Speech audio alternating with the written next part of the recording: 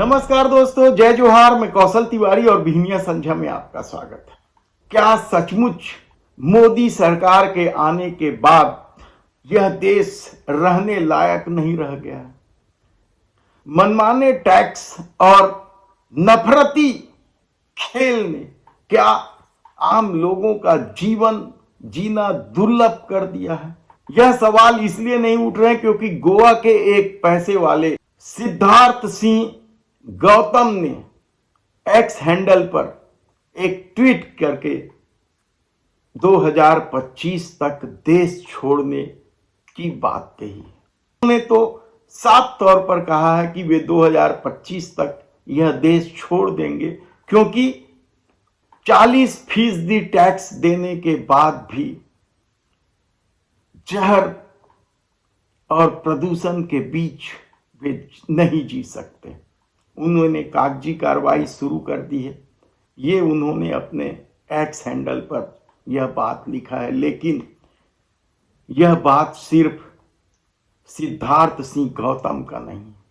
दरअसल मोदी सरकार के आने के बाद हर साल के यदि आप देश छोड़कर जाने वाले, नागरिकता छोड़कर जाने वाले भारतीयों की सूची देखेंगे तो आप हैरान हो जाएंगे। 10 साल में लगभग 10 लाख लोग यदि यह देश छोड़ चुके हैं और सभी पैसे वाले लोग, तो इसका असर क्या यहां की अर्थव्यवस्था पर नहीं पड़ रहा?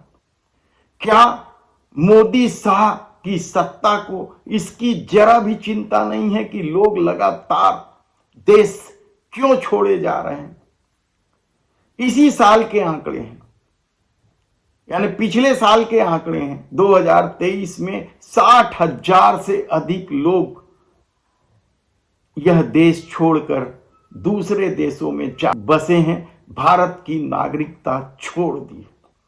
और इसमें ऐसा नहीं है कि केवल नफरत की राजनीति के शिकार हुए मुस्लिम वर्ग या दूसरे धर्म के लोग हुए, इसमें सभी धर्म के लोग हैं और ज्यादातर संख्या हिंदुओं की ही है, जो यहां के टैक्स को लेकर बेहद ही पीड़ित हैं।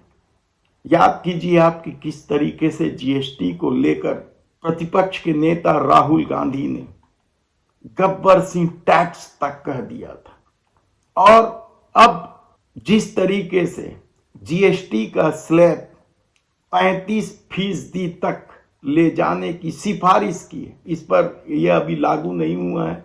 इस महीने के अंत तक इस पर जीएसटी काउंसिल फैसला लेगी, उसके बाद लागू होगी। लेकिन जो योजना है तंबाकू के उत्पादन और भी कई तरह के उत्पादन से, जिसमें से बहुत सारी चीजें आम लोगों के लिए है। हम ये नहीं कहते कि सरकार बिजली दे नहीं पा रही और इन्वर्टर पर 18% टैक्स ले रहे। ऐसे कई घटनाएं हैं जिसकी वजह से पैसे वालों के सामने इस देश में रहने का संकट खड़ा हो गया और वे एक एक करके भारत की नागरिकता छोड़ते चले जा रहे हैं।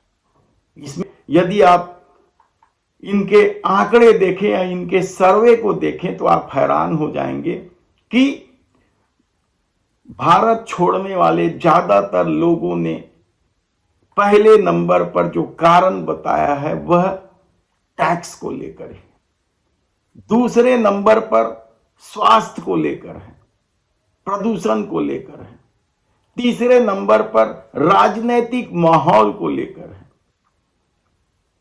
और उसके बाद शिक्षा और दूसरे कारण लोगों ने बताए हैं।